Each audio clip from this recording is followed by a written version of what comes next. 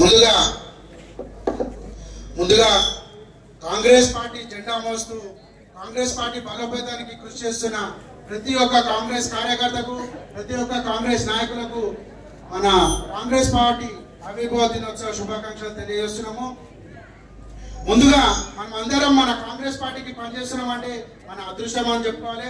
ఎందుకంటే అప్పుడు మన బ్రిటిష్ పాలనలో మన భారతీయులు నలిగిపోతుంటే వారికి స్వాతంత్రం తీసుకొస్తామని చెప్పి అప్పుడు ఒక 72 మందితోనే మన కాంగ్రెస్ పార్టీని స్థాపించుండే.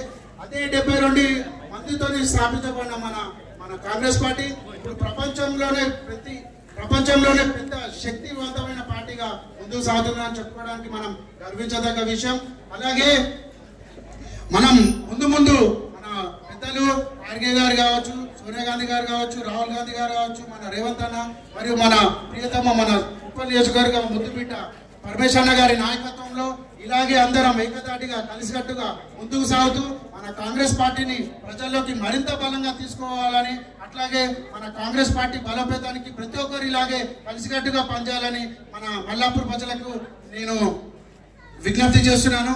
అలాగే ఈరోజు ఇటువంటి మంచి కార్యక్రమాన్ని అని చెప్పి తెలిసి ప్రతి ఒక్కరు ఏకదాటిగా వచ్చి నాకు సపోర్ట్ చేసినందుకు మన మల్లాపూర్ కాంగ్రెస్ పార్టీకి కార్యకర్తలకు నాయకులకు అందరికీ మన కాంగ్రెస్ పార్టీ తరఫున ధన్యవాదాలు తెలియజేస్తూ ఈ అవకాశం ఇచ్చిన ప్రతి ఒక్కరికి ధన్యవాదాలు తెలియజేస్తూ సెలవు తీసుకున్నాను. జై కాంగ్రెస్, జై Congress, Congress party, Congress party, Congress party, Congress party. Revanth అన్న గారి నాయకత్వం, మహేష్ కుమార్ గౌడ్ అన్న గారి నాయకత్వం, చందన గారి నాయకత్వం, పరమేశ్వర అన్న గారి నాయకత్వం, ఎంపీఆర్ పరమేశ్వర అన్న గారి నాయకత్వం, కాంగ్రెస్ పార్టీ, కాంగ్రెస్ పార్టీ.